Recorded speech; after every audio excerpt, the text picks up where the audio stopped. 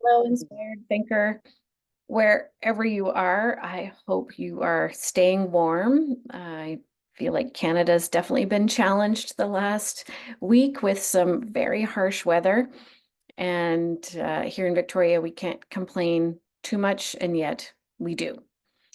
I've been thinking about what to share today, and the topic of burnout, of course, is still top of mind for me. And I've been thinking a lot about how I want to navigate this year.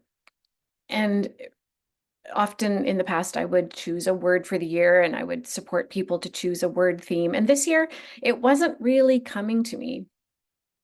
And so then I was just leaving it. Fine, I'm going to wait when the right phrase or the right word arrives, I'll know it. And so I feel like it arrived yesterday when I was talking to my husband about how I wanted this year to feel. Because I really want this year to feel uh, like I'm not hustling. That hustle energy, need to do more, deliver more, schedule more.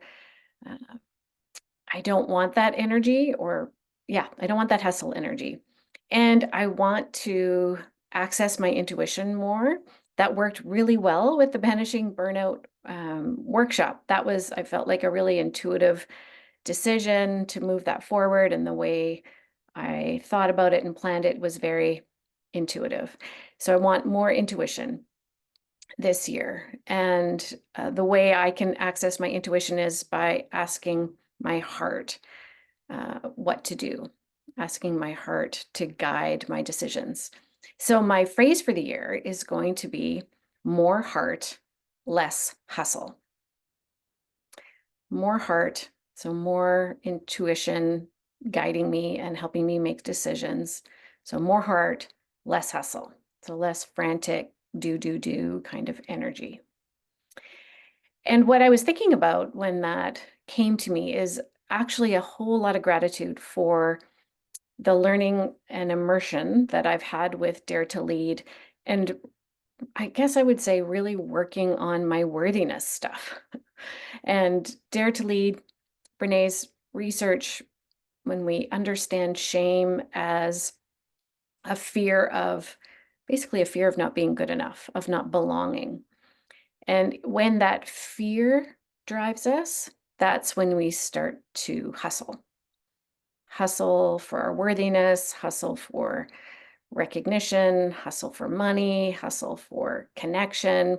It's just got this hustle energy. I'm sure you can relate and understand what that feels like for you in whatever way you hustle. And so the work in Dare to Lead really helps us, first of all, understand shame and recognize it, understand how it shows up in our bodies and in our minds and in our hearts, and how that drives our behavior. So, if this is resonating for you, then I hope you'll think about joining us for Dare to Lead. My intuition is also telling me to do fewer Dare to Leads, not because I don't believe in the program, but to be honest, Dare to Lead is a full in experience for me. So it's exhausting on the other end of it. So I'm managing that. I'm not going to hustle with Dare to Lead. I'm going to offer strategic, all in, immersive, beautiful experiences, but there'll be fewer of them this year. So I've got a virtual one coming up in February, March.